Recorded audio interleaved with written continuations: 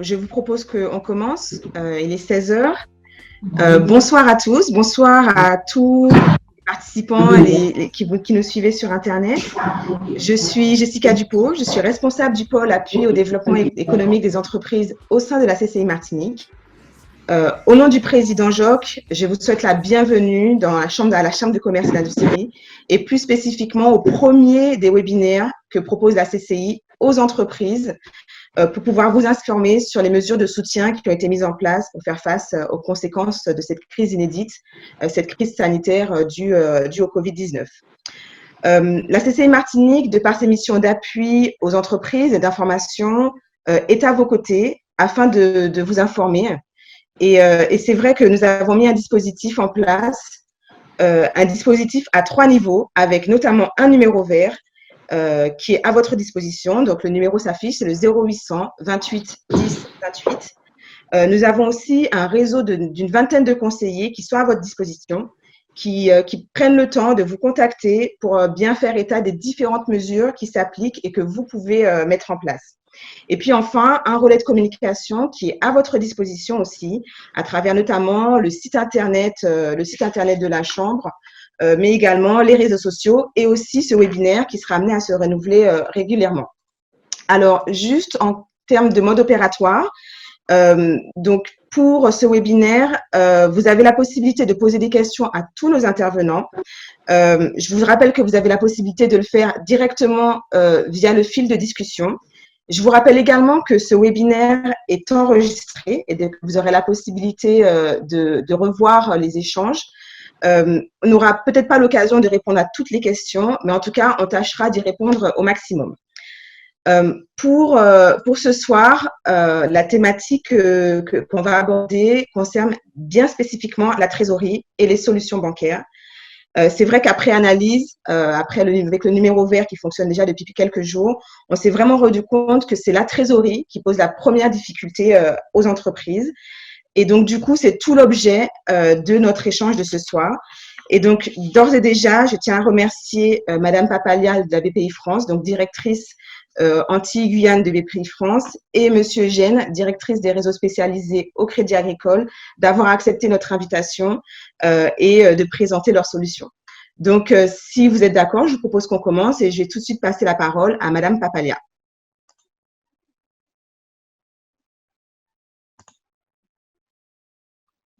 Si vous êtes là, Madame Papalia, vous nous entendez?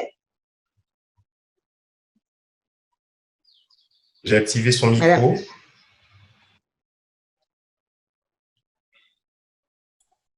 Ah, ça y est, vous m'entendez? On vous entend très bien. Super. Donc, BPI France a activé le… Bon, d'abord, bonjour à tous. Vous êtes nombreux à suivre. C'est vraiment la période qui veut ça.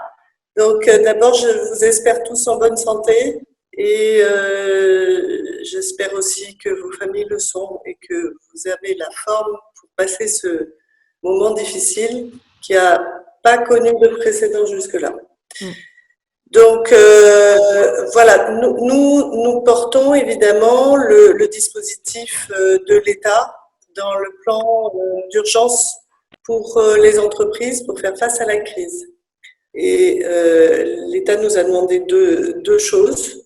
La première, c'est de gérer cette garantie État qui a tout de suite été imaginée et qui se veut massive, donc avec une mise en œuvre facilitée. Donc ça a été notre premier travail la semaine dernière.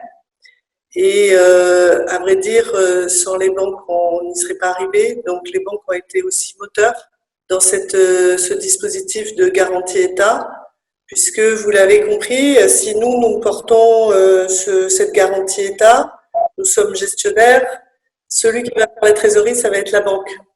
Donc ça veut dire quoi? Ça veut dire que en termes d'organisation, il y en a un qui sera à la manette et ça sera votre banquier, votre partenaire bancaire. Donc c'est pour ça que quand la CCI, Madame Dupont, vous m'avez demandé de participer, je lui ai dit bien évidemment, mais bien évidemment avec une banque. Sans une banque, ça n'a pas de sens.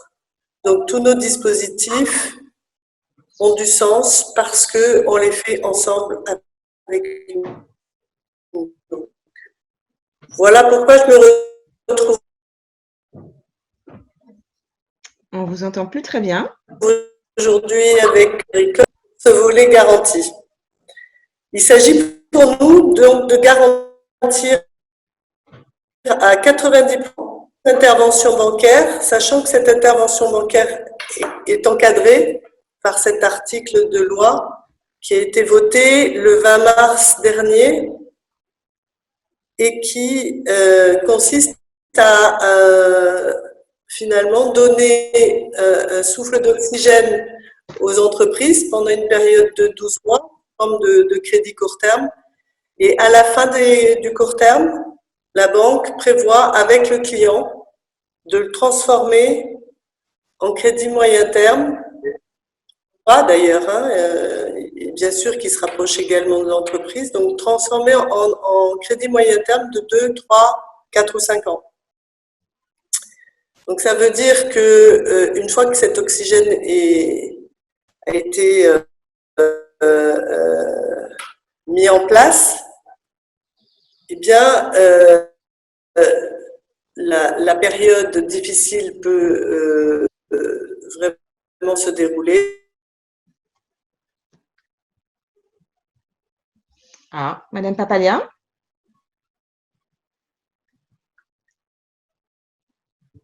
Madame Papalia, est-ce qu'elle est toujours là? Elle a un souci de bande passante apparemment chez elle, c'est pour ça que j'ai coupé sa caméra pour limiter, mais là apparemment ça n'a pas marché. La bande passante est saturée, hein. C'est vraiment la raison pour laquelle on vous demande vraiment votre coopération à tous qui êtes participants de couper vos caméras pour que cette réunion puisse se dérouler au mieux. Alors, à tous les participants, tous les chefs d'entreprise qui participaient à ce webinaire, on vous demande de couper vos micros et de couper la caméra pour préserver au maximum la bande passante et nous permettre de pouvoir fonctionner de manière aisée. La bande passante est déjà très sollicitée, donc si on peut au moins éteindre les caméras, éteindre les micros. Est-ce qu'on a retrouvé Madame Papalia?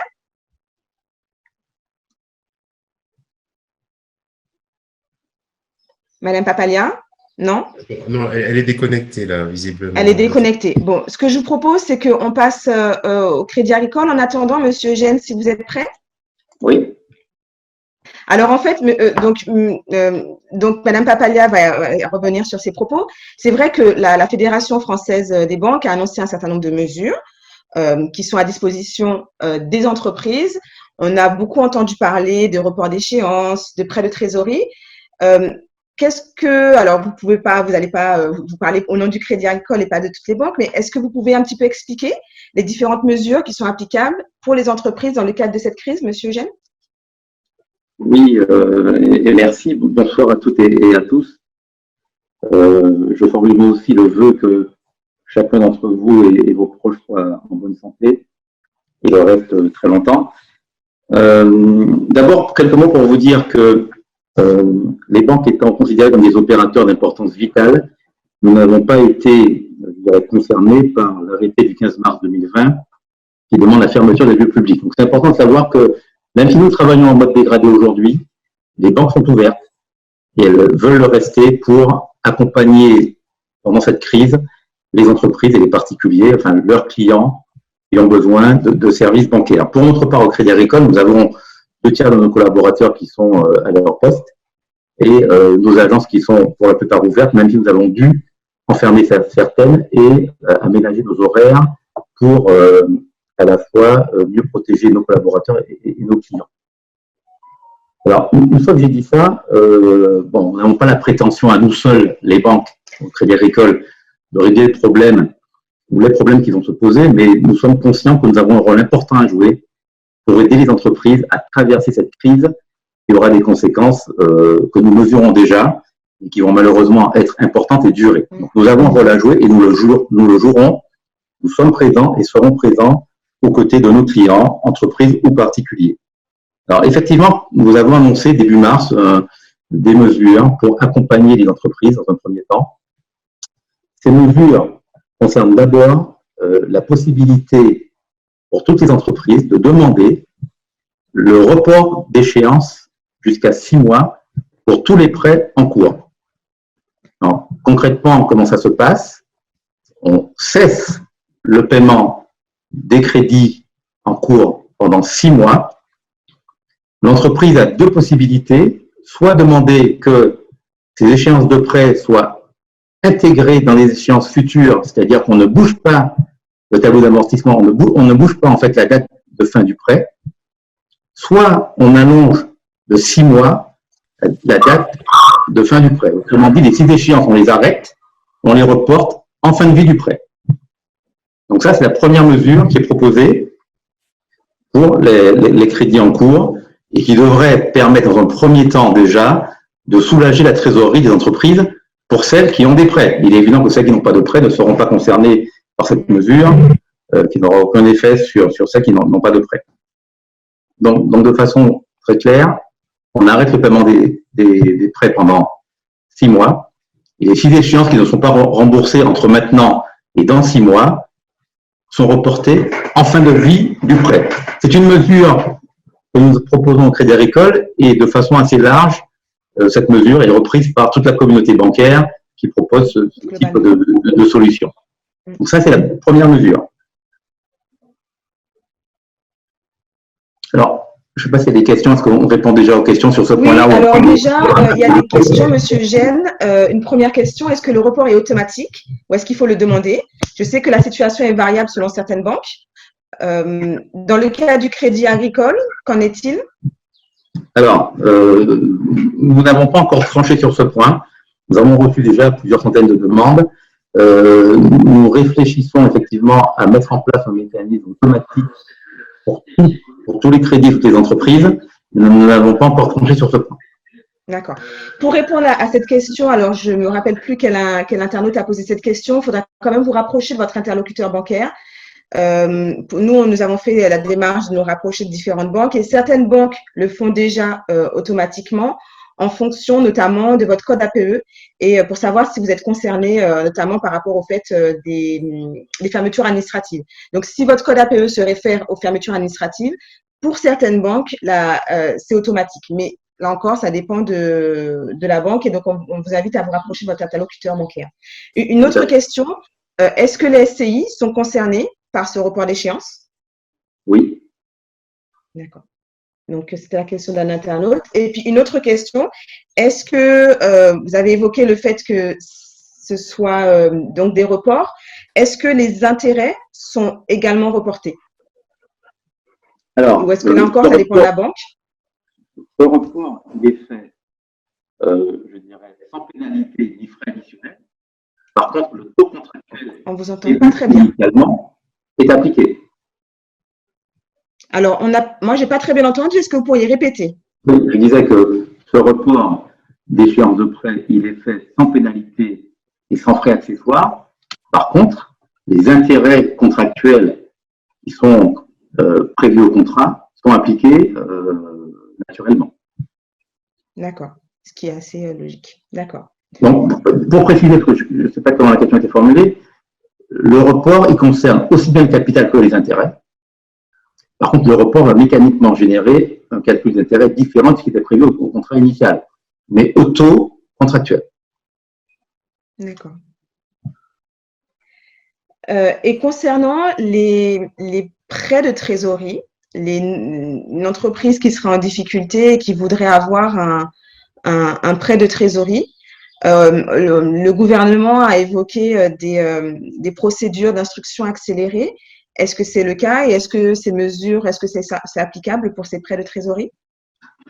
Alors, là, il s'agit du deuxième volet des mesures que nous proposons.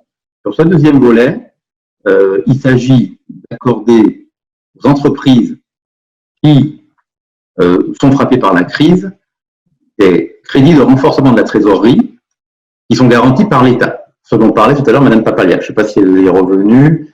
C'est en tout cas. Oui, c'est là. Ah, voilà. Super. Il s'agit d'accorder des prêts de renforcement de la trésorerie. Alors, comment ça se passe? Avec un plafond qui est un plafond, mais qui n'est pas un droit à tirage, qui est un plafond de limite de 25% du chiffre d'affaires annuel, donc l'équivalent de 3 mois de chiffre d'affaires annuel. Donc pour cela, nous regarderons les chiffres d'affaires de l'année 2019 pour calculer le plafond qui ne pourra pas être dépassé. Donc 25% maximum. Encore une fois, ce n'est pas un droit à tirage, mais une limite. Ensuite, ces crédits donc, seront délivrés pour une durée de 12 mois dans un premier temps, au taux 0, à 0%. L'entreprise devra payer le coût de la garantie, qui sera de 0,25% pour les entreprises dont le chiffre d'affaires est inférieur à 50 millions d'euros et de 0,50% pour les entreprises dont le chiffre d'affaires est supérieur à 50 millions d'euros. Donc, très souvent, ce sera du 0,25. Donc, ce crédit de 12 mois coûtera à l'entreprise. On les entend plus. On va vous demander d'éteindre vos micros, s'il vous plaît. Pour les nouveaux participants, on va vous demander d'éteindre vos micros pour le confort de chacun. Donc, je dis, vous m'entendez? Oui, très bien. Donc, je disais, un crédit plafond maximal, 25% du chiffre d'affaires annuel, base 2019, durée 12 mois, le coût du crédit 0,25%. À l'échéance des 12 mois, l'entreprise, si elle a la trésorerie et si elle le souhaite, pourra rembourser son prêt. Elle n'aura rien payé pendant les 12 mois. Donc, à l'échéance des 12 mois, elle devra payer le coût de la garantie, 0,25% ou 0,50% pour une entreprise de plus de 50 millions d'euros de chiffre d'affaires. Et à l'échéance des 12 mois, l'entreprise aura la possibilité de choisir un remboursement sur 1, 2, 3, 4 ou 5 années supplémentaires. Donc, le crédit pourra être amorti sur des durées allant jusqu'à 5 ans, donc jusqu'à 60 mois. Et là, à ce moment-là, nous déterminerons un taux qui sera le taux de refinancement de la banque, c'est-à-dire sans marge pour la banque, qui ne sera pas zéro, mais qui sera le taux le plus bas qu'on peut faire, parce que ce sera un taux sans marge pour la banque. Voilà. D'accord. Donc ça c'est je dirais la deuxième mesure concernant les financements de renforcement de la trésorerie garantis par l'État. Et puis, vous l'avez indiqué, nous avons bien entendu, en tout cas au niveau des crédits agricoles, mis en place des niveaux de délégation et mobilisé nos administrateurs pour que nous puissions tenir très régulièrement des comités pour répondre. L'affaire de 2019, puisque le bilan est en cours. Alors, donc, il y a une question effectivement sur les liasses fiscales de 2019. Est-ce que vous prenez les attestations ou est-ce que comment on fait quand on n'a pas encore la liasse fiscale de 2019? Nous sommes conscients qu'à fin mars, beaucoup d'entreprises n'ont pas encore, je dirais, leurs documents comptables et nous pourrons travailler avec les comptes 2018. Mais ce qui va être important, c'est que pour nous, il faudra qu'on puisse travailler avec le chef d'entreprise pour bien apprécier l'impact de cette crise sur son activité et sur son compte de résultats pour s'assurer que dans les années qui viennent, l'entreprise aura les moyens de rembourser le prêt qui sera fait. Pendant 12 mois, l'entreprise pourra souffler, elle ne remboursera rien, ni capital ni intérêt. Il n'y a pas d'intérêt, le taux est à 0%. Par contre, dans les années qui suivent, l'entreprise devrait être en mesure de rembourser ce prêt. Voilà. Ok. Il y a une question, une question de, je ne sais pas c'est qui. Sous quelle forme est débloqué le crédit de trésorerie? S'agit-il d'un déblocage en une fois sur le compte du client? Oui. Alors, comment dire? Je dois vous préciser que nous avons encore beaucoup d'échanges avec la BPI notamment sur les modalités de mise en œuvre. De ce que j'ai compris, une entreprise pourra éventuellement redemander, sachant que les demandes peuvent se faire entre maintenant et le 31 décembre. Oui, j'en suis là-dessus. Hein. Entre oui, maintenant. je suis la réunion. Je demande aux nouveaux participants de couper leur micro quand ils rentrent pour le confort de chacun. Donc, je disais que les entreprises pourront solliciter ce financement entre maintenant et le 31 décembre 2020. Donc, une entreprise, je pense qu'une entreprise qui aurait sollicité un montant inférieur au plafond de 25%, par exemple 10% de son chiffre d'affaires, pourrait, et en a le besoin, avant le 31 décembre 2020, peut-être redemander une nouvelle tranche de 10%. Ça, c'est à définir. D'accord. Tant qu'elle reste dans la limite des 25% fixés par les textes. D'accord. Est-ce que Madame Papalia est revenue? Allô, oui. Par contre, avec le problème du coût, on n'a pas de contact avec les banques. Comment vous contacter? Est-ce que vous allez vous donner rendez-vous? Parce que moi, j'ai fait une demande, mais bon, je suis que par Internet, alors je ne sais pas comment je vais faire. Quelle est la suite? Merci. Alors, je ne connais pas la situation de toutes les banques en Martinique, mais pour le Crédit Agricole, même si, bien entendu, nous sommes affectés, puisque, je le disais, nous n'avons que 2/3 de nos collaborateurs qui sont à leur poste, mais tous nos services sont ouverts. Nos conseillers et chargés d'affaires sont à leur poste et peuvent répondre aux demandes qui sont transmises par mail ou éventuellement si vous arrivez à les contacter par téléphone. Mais je vous invite effectivement à privilégier le canal mail pour soumettre vos demandes qui seront normalement traitées par les conseillers qui sont là. Je vous confirme que nous avons eu des échanges avec les banques. Si jamais, alors je crois que c'est Ruster qui a posé la question, si jamais vous avez des difficultés à rencontrer votre interlocuteur bancaire, vous pouvez aussi passer par le numéro vert de la Chambre et éventuellement on peut vous mettre en lien aussi avec nos interlocuteurs bancaires au sein de votre banque. Donc, si Madame Papalia est de nouveau là, ce que je vous propose, c'est qu'on reprenne son propos. Si elle est là, Madame Papalia? Oui, si vous voulez. Okay, super. Donc, vous étiez en train de nous parler du prêt garanti. Voilà. Mais ça tombe bien parce que finalement, ça a coupé au bon moment. L'essentiel, je prêt ait pu être présenté par Philippe, étant donné que nous, on ne fait que, entre guillemets, la fonction gestion de la garantie d'État et que ce qui compte, c'est d'avoir vraiment la vision bancaire de la mise en œuvre de ce dispositif. Bien sûr, il est très encadré, hein, vous l'avez compris, c'est un prêt très encadré. Donc, les banques sont tout à fait partantes et se sont engagées à respecter un petit peu le cahier des charges. Ça reste un crédit et ça reste un crédit qui doit s'analyser comme tout crédit. Voilà, pour la garantie, nous, ce qu'on a voulu, en tout cas de notre côté, c'est de faire les choses le plus automatiquement possible, à savoir qu'il n'y aura pas d'aller-retour entre la banque et nous. C'est-à-dire qu'on a confié toutes les caractéristiques techniques à la banque. La banque nous déclare, c'est du déclaratif. Elle n'a pas besoin de nous solliciter. La banque sait faire son métier, la banque est professionnelle et on lui fait confiance. Donc, on lui a confié les clés de la boutique en quelque sorte. Elle l'accorde et on lui fait confiance pour l'accorder à bon escient. Et elle nous déclare qu'elle l'a accordé pour telle ou telle entreprise.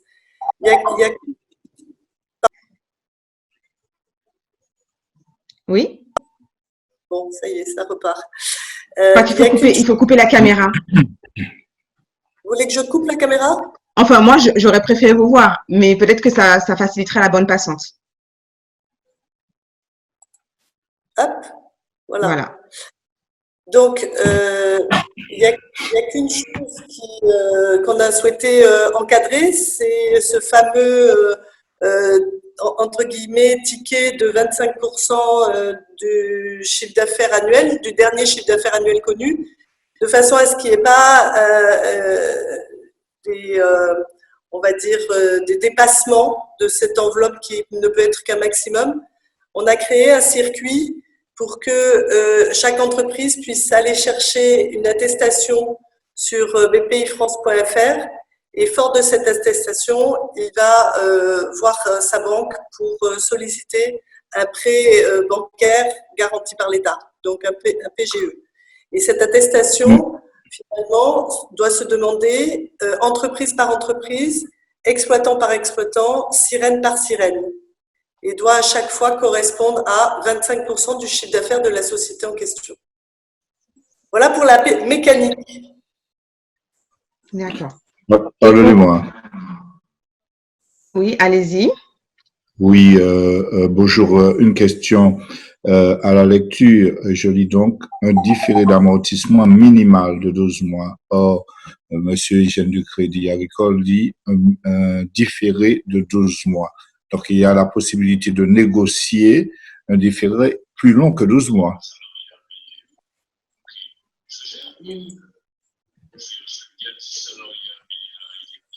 Alors, je peux répondre, hein, Oui, allez-y. Je pense que ce slide a été fait au tout début du dispositif. Pour moi, c'est un différé de 12 mois. Philippe a peut-être une réponse plus complète. Je confirme, c'est un différé de 12 mois et les options qui sont offertes ensuite, c'est soit le remboursement de la totalité si l'entreprise peut et le veut, ou à défaut, c'est un amortissement sur des durées allant jusqu'à 5 ans.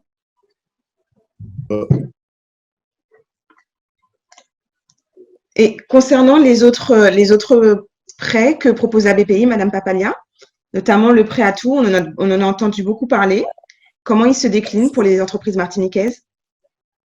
Absolument. Alors, bon, tout d'abord, je tiens à préciser que le prêt garanti par l'État, il est bien sûr ouvert à toutes les entreprises, sauf les SCI, sauf les sociétés qui sont en procédure collective.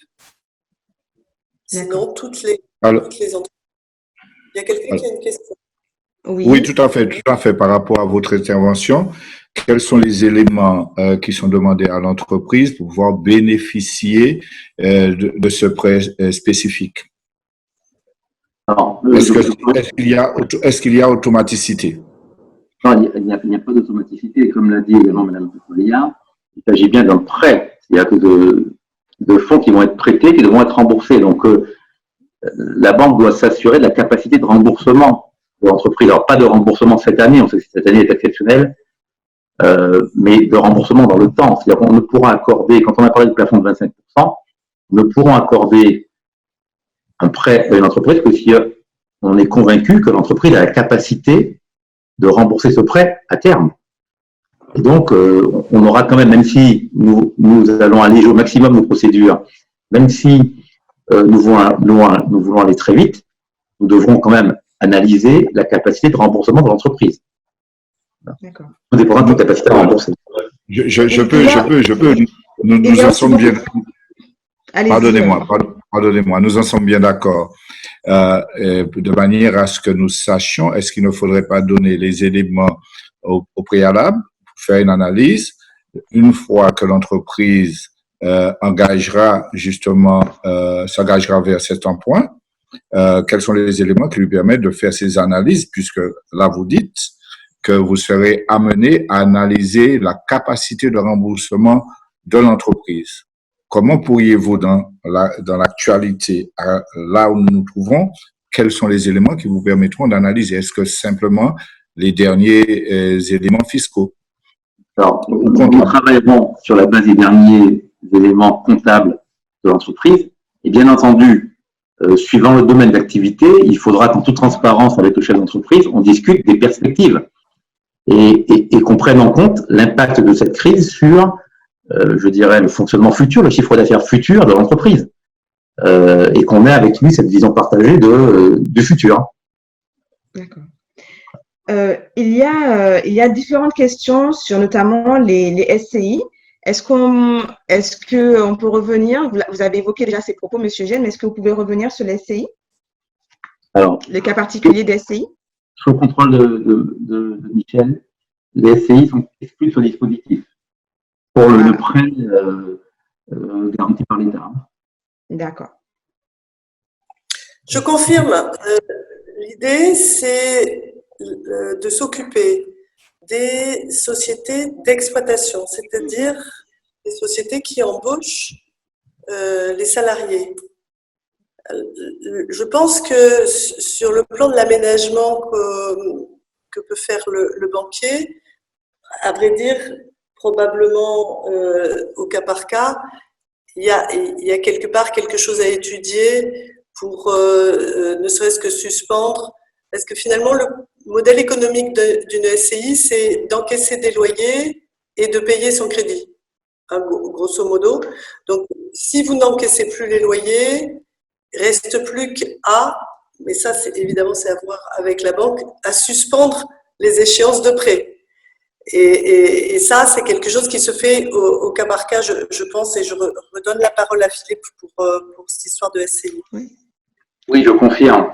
Le dispositif que nous présentons ici, au travers du prêt garanti par l'État, n'exclut pas que l'entreprise qui ne serait pas éligible, avec son banquier, trouve d'autres moyens d'être accompagnée pour traverser la crise. C'est-à-dire que ce dispositif a l'avantage d'être à la fois bien garanti et avec la possibilité de le mettre en œuvre rapidement. Si une entreprise, pour n'importe quelle raison, n'était pas éligible à ce dispositif, bien entendu, il ne faut pas qu'elle renonce à trouver une autre solution avec son banquier. Et pour le cas des SCI, j'en ai parlé également tout à l'heure, le report d'échéance de prêt est sans doute la bonne solution pour soulager la trésorerie de l'entreprise le temps que les choses se rétablissent. Une question, afin de permettre justement aux entreprises de faire une préanalyse. Êtes-vous en mesure de nous dire aujourd'hui le taux de cet emprunt spécial? Alors, sur le taux, pendant les 12 premiers mois, le taux, c'est 0%. L'entreprise a à sa charge le coût de la garantie qui est payé à l'échéance des 12 mois et le coût de la garantie, c'est 0,25% pour les entreprises de moins de 50 millions d'euros de chiffre d'affaires. 0,50% pour les entreprises qui font plus de 50 millions d'euros de chiffre d'affaires.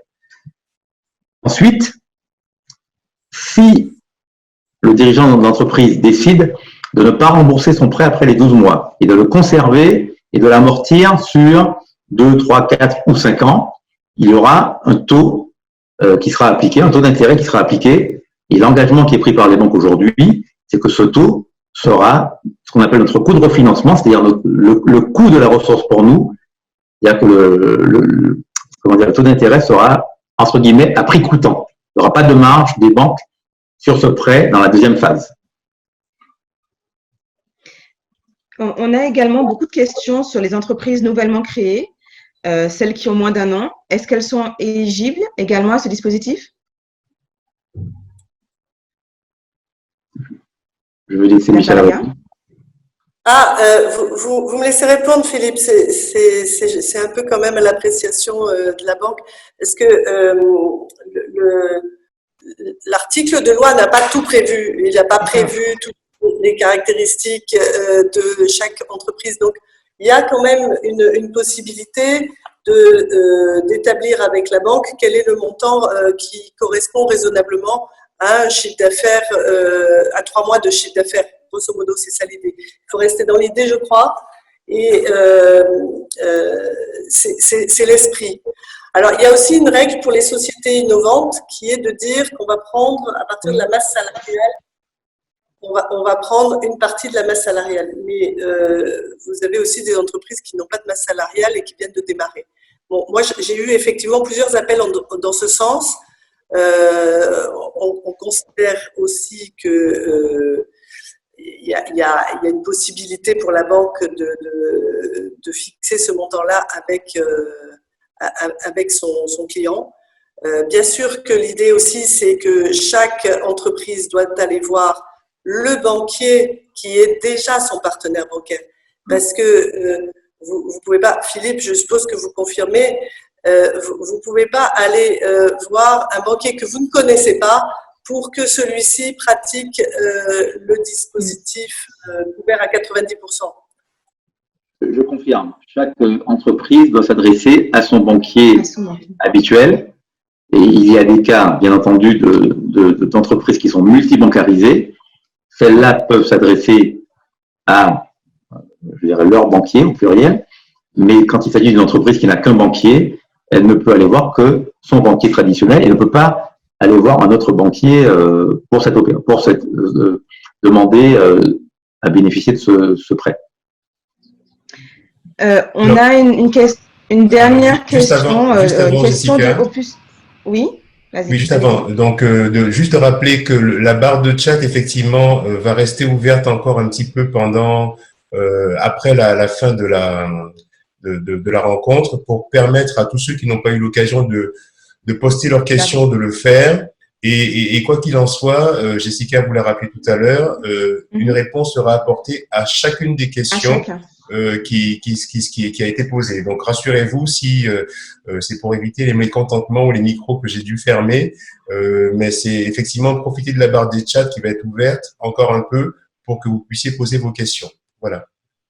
Il y a beaucoup de questions. J'essaie d'en prendre quelques-unes, mais c'est vrai qu'on a un temps imparti et il y a encore d'autres dispositifs à découler. Mais on prendra le temps de répondre à chacune des questions. Juste une question de Opus Évolution qui demande la chose suivante. Les prêts donc se font sans caution de solidaire du gérant, puisque la garantie, la BPI pose la garantie. Quelles charges peut-on inclure dans cette demande de fonds? Doit-on les justifier au banquier? Alors, premier point, ces prêts sont garantis généralement à 90%, c'est le cas général, 90%. Et la banque supporte le risque des 10% restants. Il n'y a pas d'autre garantie demandée, pas même la caution du dirigeant, des choses de ce genre. Donc, en fait, les banques ont le bénéfice de la garantie d'État pour 90% et ils supportent le risque pour 10%. Quelle charge? Alors, il n'y a pas de charge vraiment. Ce qu'on vise à faire, c'est compenser un manque de chiffre d'affaires. Dès lors qu'on peut démontrer que l'entreprise a été affectée par la crise, et malheureusement, beaucoup d'entreprises seront dans ce cas, malheureusement, il y en aura beaucoup. Dès lors qu'on peut démontrer que l'entreprise a été affectée par la crise et que l'entreprise a les moyens de survivre aussi, enfin, il faut qu'on regarde ensemble, l'entreprise est éligible voilà, au financement. Nous avons, même s'il y a une garantie d'État, la responsabilité d'accorder un prêt. Et nous réaliserons toutes les diligences que nous réalisons habituellement, même si nous allégeons un peu le process, parce que c'est un acte important de délivrer un prêt. Ce n'est pas parce qu'il y a une garantie d'État qu'on ferait n'importe quoi et accorder le prêt à tout va. Donc ça va être dans un process allégé pour que ce soit fluide et rapide, mais on analysera vraiment la situation de l'entreprise et sa capacité à rembourser ce prêt. D'accord. Donc ça, c'est concernant le prêt garanti État. Et il y a également le prêt Atout, dont on a beaucoup entendu parler. Est-ce que, Madame Papalia, vous pouvez nous en dire un petit peu plus sur ce prêt Atout? Oui, bien sûr. Alors, ce prêt Atout, c'est un prêt moyen terme, donc il est déjà posé comme tel. Il s'adresse à tout type d'entreprise, TPE, PME, ETI, qui sont donc des entreprises avec un modèle économique, avec donc une exploitation, voilà. Donc il y a quelques exclusions, mais vous les avez là. C'est-à-dire les exclusions, je dirais presque habituelles chez nous, c'est l'immobilier, l'intermédiation financière, la promotion, tout ce qui est location immobilière et les entreprises agricoles dont le chiffre d'affaires est inférieur à 750 000. Évidemment, il n'est pas ouvert aux entreprises en difficulté, mais les entreprises en difficulté au sens européen du terme, c'est-à-dire l'entreprise dont le capital social a été consommé à plus de la moitié avec les pertes enregistrées au cours des ans. Donc, c'est une définition très encadrée par l'Europe. Ce prêt est donc de 5 ans avec un an de différé et il peut être d'un montant de 50 000 à 5 millions d'euros. Et pour les entreprises de taille intermédiaire, il peut être de 50 000 à 30 millions d'euros. Ce montant est au plus égal au montant des fonds propres de l'entreprise que l'on trouve au dernier bilan. Donc, on va s'attacher bien sûr au bilan 2018 puisque les bilans 2019 ne sont pas là. Et quoi d'autre? Oui, il peut être bien sûr en partenariat avec un prêt bancaire garanti par l'État, puisque ce prêt Atout est un prêt sans garantie et à la fois il est hors garantie État, c'est-à-dire que nous avons nous-mêmes nos propres dispositifs et il peut se cumuler avec un autre dispositif. Donc l'autre dispositif étant le prêt bancaire garanti par l'État. Après, il a quelques caractéristiques. En général, il est plutôt à taux fixe. Il est bien sûr sans garantie, sans frais. L'assurance est facultative, c'est uniquement à la demande du dirigeant. Et il s'adosse en général à un prêt bancaire, comme je vous l'ai dit, mais ce n'est pas obligatoire. Ça peut être facultatif également. Pour y avoir accès, je finis comme ça, je boucle la boucle. C'est une adresse à retenir, c'est martinique@bpifrance.fr. Ça, c'est la première adresse à retenir. Et la deuxième, c'est pour entamer la discussion, je dirais, puisque nous sommes tous en télétravail aux Antilles-Guyane et puis d'ailleurs partout en France.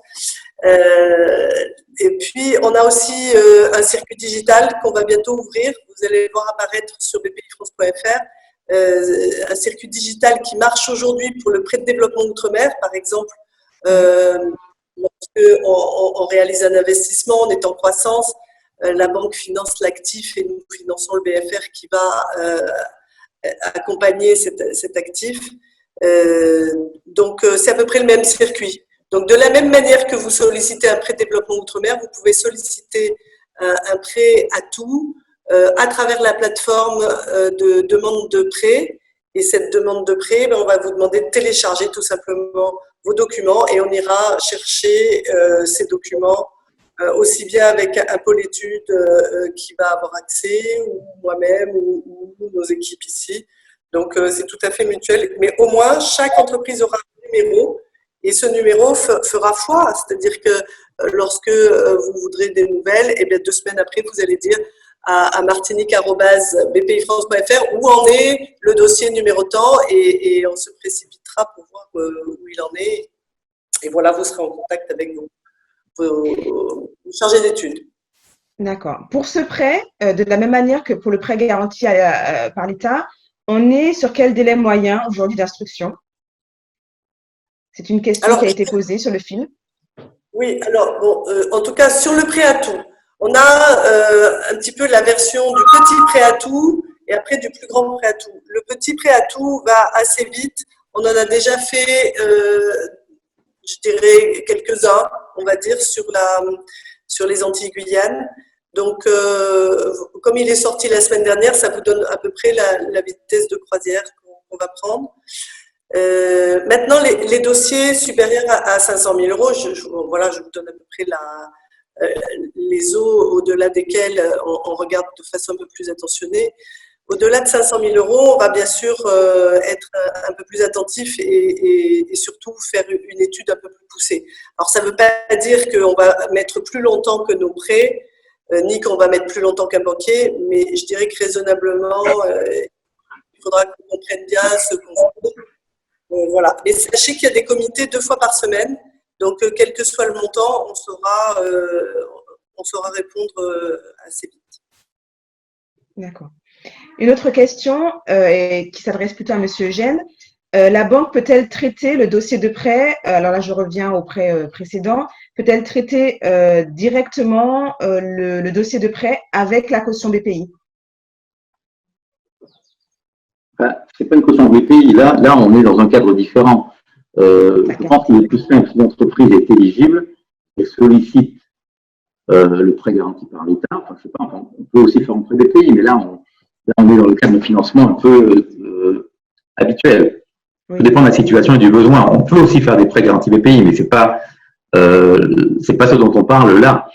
Ce que je veux préciser également, parce que je crois que la question a été posée, et il faut qu'on précise les choses à tous ceux qui pourraient demander demain ce financement, ce fameux PGE, prêt garanti par l'État, c'est que dans la démarche, il faut d'abord que l'entreprise se rapproche de son banquier pour qu'elle, entre guillemets, se mette d'accord sur le montant qu'elle pourrait obtenir. Et ce n'est qu'ensuite, après avoir obtenu un préaccord qui n'est pas un accord définitif, qui est un préaccord, que l'entreprise va aller vers la plateforme BPI pour récupérer ce qu'on appelle le token, un jeton, enfin c'est un numéro unique qui sera enregistré par la BPI, que la BPI va délivrer à l'entreprise. Et avec ce numéro unique, l'entreprise retournera vers son banquier pour que le banquier puisse mettre en place le prêt. Et ce numéro unique sert à avoir la certitude que l'entreprise ne fait pas plusieurs demandes dans plusieurs banques. Mais dans l'ordre, c'est d'abord voir son banquier pour lancer l'opération et ensuite aller sur le site de la BPI, une fois qu'on a le préaccord pour récupérer le numéro. D'accord. Je crois que c'est très clair. Est-ce qu'on passe au point suivant, Madame Papalia? Est-ce qu'il y avait autre chose que vous vouliez aborder? par rapport à notamment le dispositif Avance Renfort? Je ne sais pas si Mme Papalé est là. Oui, on vous entend. Oui. Donc, je vois quelques questions là. Est-ce que BPI France peut participer aux découvertes? Nous, en matière de découverte, ça me permet de faire le lien. C'est pas quelque chose qu'on connaît chez nous, mais sur le plan du court terme, on va dire, des crédits court terme, ce qu'on a l'habitude de faire, notre savoir-faire, c'est l'avance sur des factures de commande publique. Donc ça, tout le monde le sait maintenant, je pense. On mobilise la facture publique et donc on fait l'avance pour éviter à l'entreprise qu'elle attende le règlement de la part de son client public. Donc c'est ce qui s'appelle chez nous l'avance plus. Et c'est tout ce qu'on fait en matière de court terme. On ne fait rien d'autre. Donc dans le cadre de nos clients Avance Plus, on a décidé pour le plan d'urgence de s'occuper de nos clients qui ont des flux importants chez nous et de leur donner une possibilité supplémentaire avec une nouvelle ligne de 30% qui correspond à 30% de son montant d'autorisation en avance plus historique, c'est-à-dire. Voilà, pourquoi? Pour permettre d'avoir une souplesse supplémentaire. Évidemment, c'est une nouvelle ligne, elle est un petit peu atypique. On l'a bâtie sous forme finalement d'un tirage one-shot pour une durée de 18 mois avec 6 mois de différé d'amortissement et sous forme d'un crédit. En fait, c'est un panaché entre un crédit moyen terme et un crédit court terme. Un crédit qui ensuite se rembourse sur 12 échéances. Voilà, donc ça c'est sans sûreté bien sûr et c'est réservé à notre clientèle d'entrepreneurs qui ont des commandes publiques. D'accord.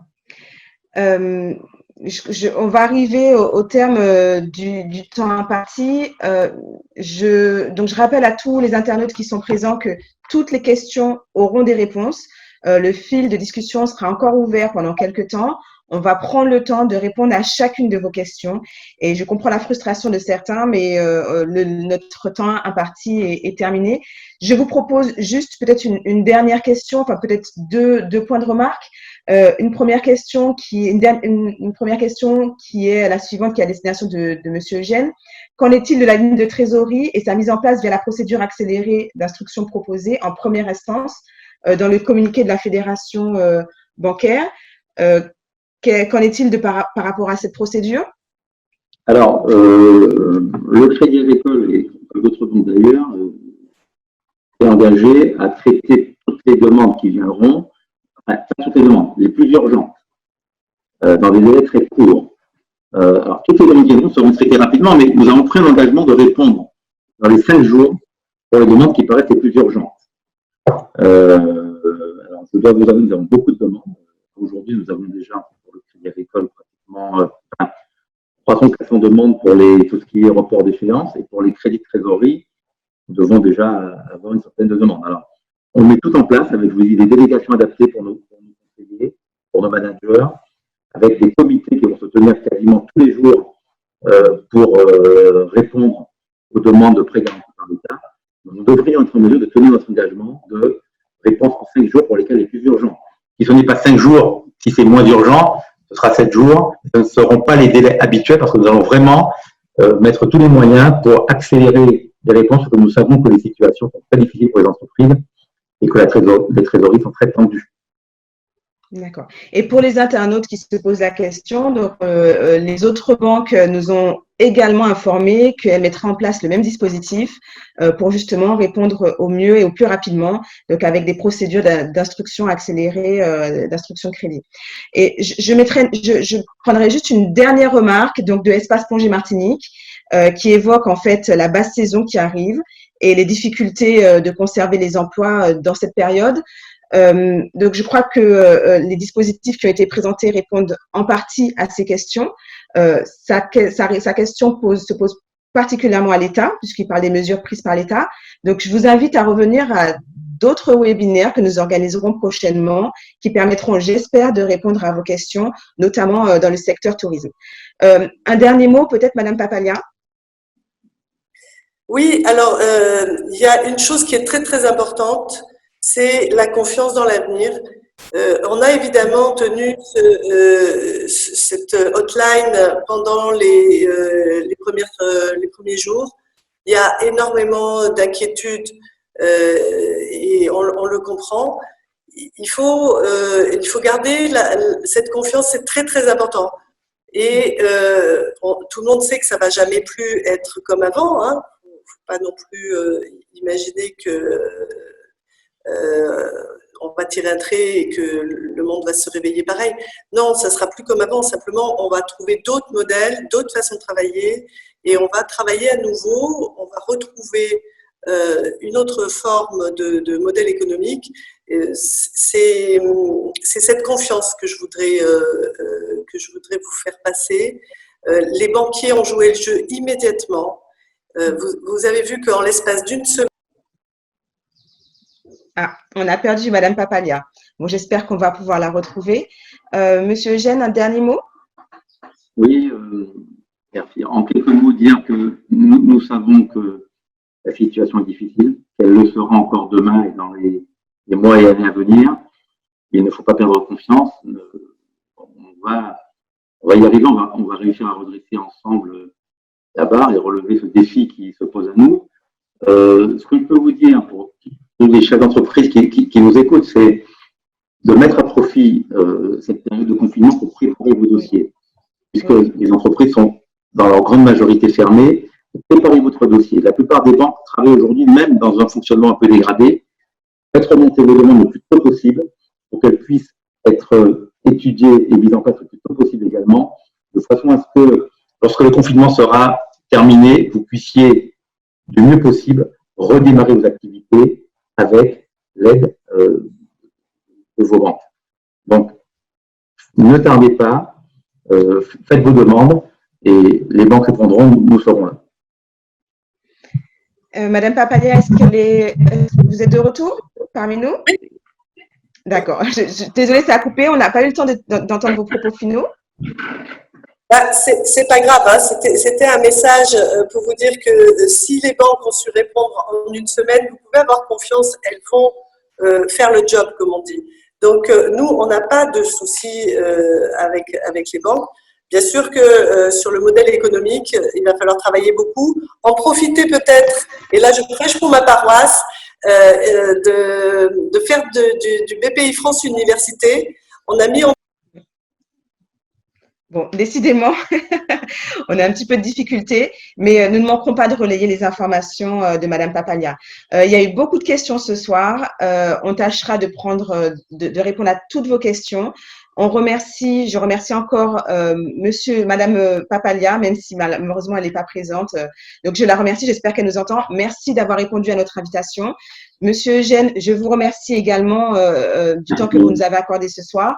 Nous prendrons le temps de répondre à toutes vos questions et surtout rester en lien avec la Chambre de commerce. Monsieur Eugène a évoqué tout à l'heure la nécessité peut-être de profiter de ce temps de confinement pour préparer les dossiers.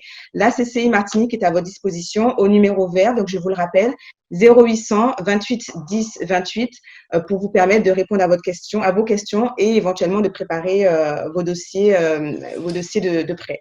Et puis une dernière chose, restez à l'écoute. D'autres webinaires seront prévus, notamment sur d'autres sujets. Donc aujourd'hui, nous avons parlé des solutions bancaires, mais d'autres thématiques sont à venir. Donc restez à l'écoute. Merci à tous. Merci de votre participation. Merci encore, Monsieur Eugène. Merci, Madame Papalia. Merci le service informatique d'avoir assuré et j'espère qu'on n'a pas trop mobilisé la banque passante. Merci à tous et à bientôt. Au revoir. Et le chat reste ouvert encore pendant quelques temps pour que vous puissiez continuer à poser vos questions. Donc, même si effectivement chacun va repartir de son côté, mais les questions seront toutes prises en compte et seront remontées à la CCI qui se fera le devoir de vous répondre. Tout à fait. Merci. L'esprit gagnant, CCI Martinique.